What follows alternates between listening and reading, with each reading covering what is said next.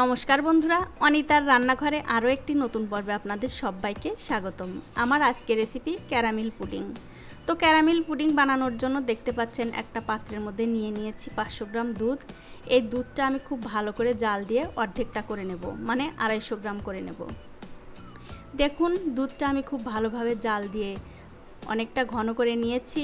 আর বন্ধুরা, পুডিং বানানোর সময় একটা কথা মনে রাখবেন, এই দুধটা যত ভালো করে জাল দেবেন পুডিংটা খেতে কিন্তু ততই ভালো লাগবে। দেখুন দুধটা জাল দেওয়া হয়ে গেছে, এখন এটা আমি নামিয়ে নিচ্ছি। নামিয়ে নেবার পর একটা কড়াইতে দিয়ে দিচ্ছি 3-4 চামচের মতো চিনি, দিয়ে দিচ্ছি একটু জল। এই চিনি আর জলটা জাল দিয়ে আমি এক ক্যারামেল বানিয়ে নেব। তবে বন্ধুরা, ক্যারামেল বানানোর সময় চিনি আর জলটা কিন্তু খুব একটা নাড়াচাড়া করা যাবে না, অল্প একটু নাড়াচাড়া করে দিয়ে গ্যাসের ফ্লেমটা একদম লোতে দিয়ে এই ক্যারামেলটা তৈরি করে নিতে হবে। যখন দেখবেন চিনির মধ্যে সামান্য একটু লাল লাল রং ধরে গেছে, তখন খুব হালকা হাতে এই চিনিটা জাল দিয়ে নিতে হবে। আর বন্ধুরা, এই ক্যারামেল তৈরি করার সময় কিন্তু খুব একটা তাড়াহুড়ো করা যাবে না, তাড়াহুড়ো করলে কিন্তু ক্যারামেলটা পুড়ে যাবে, তখন কিন্তু এই ক্যারামেলটা তেতো হয়ে যাবে, পুডিংটা খেতে ভালো লাগবে না। আর আমার এই ছোট্ট চ্যানেলটি যারা সাবস্ক্রাইব করেছেন তাদেরকে অনেক ধন্যবাদ, আর যারা সাবস্ক্রাইব করেননি তাদেরকে সাবস্ক্রাইব করে নেওয়ার অনুরোধ রইল। দেখুন ক্যারামেলটা কিন্তু হয়ে গেছে, আর কত সুন্দর একটা কালার চলে এসছে। একটা কথা মনে রাখবেন, এই ক্যারামেলের রঙটা যত সুন্দর হবে এই পুডিংটা দেখতে কিন্তু ততই ভালো লাগবে। দেখুন ক্যারামেলটা খুব ভালো করে জাল দিয়ে নেওয়া হয়ে গেছে। এখন যে পাত্রে আমি পুডিংটা বানাবো সেই পাত্রের মধ্যে ঢেলে দিচ্ছি। আর বন্ধুরা, এই কাজটা কিন্তু করতে হবে গরম গরম অবস্থায়, ঠান্ডা হয়ে গেলে কিন্তু হবে না। দেখুন আমি পাত্রটা ধরে একটু ঘুরিয়ে ঘুরিয়ে ছড়িয়ে দিচ্ছি এই ক্যারামেলটা, যাতে চারিদিকে ভালোভাবে ছড়িয়ে যায়। আর আমি কিন্তু পাত্রের গায়ে একটু তেল লাগিয়ে নিয়েছিলাম। দেখুন খুব ভালোভাবে আমি পাত্রের মধ্যে এই ক্যারামেলটা ছড়িয়ে দিচ্ছি। এটা হয়ে গেছে, এখন এটা খুব ভালোভাবে ঠান্ডা করে নেব। এবারে একটা বাটির মধ্যে নিয়ে নিচ্ছি 2টো ডিম, আর দিয়ে দিচ্ছি একটু চিনি। চিনিটা আপনারা যে যেমন মিষ্টি খাবেন তেমন দেবেন। এখন এই চিনির সঙ্গে ডিমটা আমি খুব ভালোভাবে ফেটিয়ে নেব। যতক্ষণ না এই চিনিটা গলে যাচ্ছে ততক্ষণ পর্যন্ত আমি ফেটিয়ে নেব। দেখুন চিনি আর ডিমটা আমি খুব ভালোভাবে ফেটিয়ে নিয়েছি। এখন এর মধ্যে দিয়ে দিচ্ছি একটু ভ্যানিলা এসেন্স। এই ভ্যানিলা এসেন্সটা দিলে বন্ধুরা কি হবে, ডিমের যে একটা কাঁচা গন্ধ থাকে সেই গন্ধটা থাকবে। ভ্যানিলা এসেন্স যদি আপনাদের ঘরে না থাকে তাহলে আপনারা একটু লেবুর রস কিংবা এলাচের গুঁড়ো দিয়েও মিশিয়ে নিতে পারেন। দেখুন ভ্যানিলা এসেন্স দিয়ে আমি খুব ভালোভাবে ডিমটা আবার ফেটিয়ে নিয়েছি। এটা হয়ে গেছে। এবারে এর মধ্যে দিয়ে দিচ্ছি যে দুধ আমি জাল দিয়ে রেখেছিলাম সেই দুধ। এখন এই ডিম আর দুধটা আমি আবার খুব ভালোভাবে মিশিয়ে নেব। দেখুন দুধ আর ডিমটা আমি খুব ভালোভাবে মিশিয়ে নিয়েছি।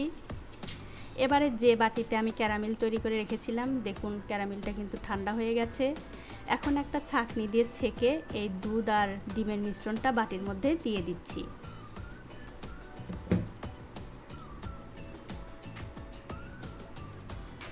দিয়ে দেবার পর একটা ফয়েল পেপার দিয়ে এই বাটিটা আমি ঢেকে দিচ্ছি। আপনাদের ঘরে যদি ফয়েল পেপার না থাকে তাহলে আপনারা যে কোনো ঢাকা দিয়ে এই বাটিটা ঢেকে দিতে পারেন। দেখুন খুব ভালোভাবে আমি বাটিটা ঢেকে দিয়েছি। এবারে চলুন পুডিংটা বানিয়ে নিই। পুডিং বানানোর জন্য একটা পাত্রের মধ্যে দিয়ে দিচ্ছি একটু জল। জলের মধ্যে দিয়ে দিচ্ছি একটা শুকনো কাপড়। এই শুকনো কাপড়টা দিলে কি হবে বন্ধুরা, পুডিংয়ের নিচে যে ক্যারামেল আছে সেই ক্যারামেলের রঙটা নষ্ট হবে না। এখন খুব সাবধানে এই পাত্রটা জলের মধ্যে বসিয়ে দিতে হবে। আর জলটা এমনভাবে দিতে হবে এই বাটির 3 ভাগের 1 ভাগ যেন জলের মধ্যে ডুবে থাকে, আর 2 ভাগ যেন উপরে থাকে। আর বন্ধুরা একটা জিনিস খেয়াল রাখবেন, কোনোভাবেই যেন এই বাটির মধ্যে জল না ঢোকে।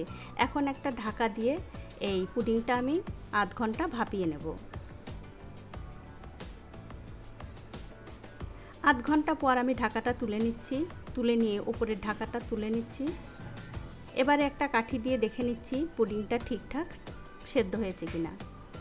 দেখুন কাঠিটা কিন্তু পরিষ্কার বেরোলো, তার মানে এই পুডিংটা ভালোভাবে ভাপানো হয়ে গেছে।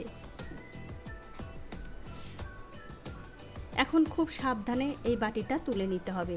আর বন্ধুরা, এই পুডিং ভাপানোর সময় যদি দেখেন জলটা কমে গেছে, মানে শুকিয়ে গেছে, তাহলে আর একটু জল দিয়ে এই পুডিংটা আবার ভাপিয়ে নিতে পারেন। এখন আমি এই পুডিংয়ের বাটিটা খুব ভালোভাবে ঠান্ডা করে 2 ঘন্টার জন্য ফ্রিজে রেখে দেব। 2 ঘন্টা পর আমি ফ্রিজ থেকে বের করে নিয়েছি। আর এই পুডিংটা কিন্তু বন্ধুরা ঠান্ডা খেতেই ভালো লাগে। এবারে একটা ছুরি দিয়ে এর চারিদিকটা আমি ছাড়িয়ে নিচ্ছি যাতে বের করতে সুবিধা হয়।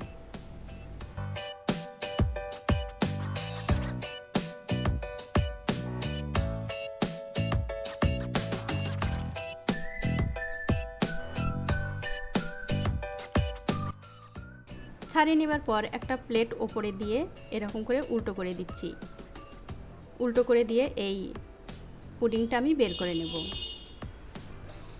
দেখুন কত সুন্দর একটা কালার চলে এসেছে, দেখতে কত সুন্দর লাগছে। এবার একটা ছুরি দিয়ে কেটে আপনাদের দেখাচ্ছি ভেতরটাও কত সুন্দর হয়েছে।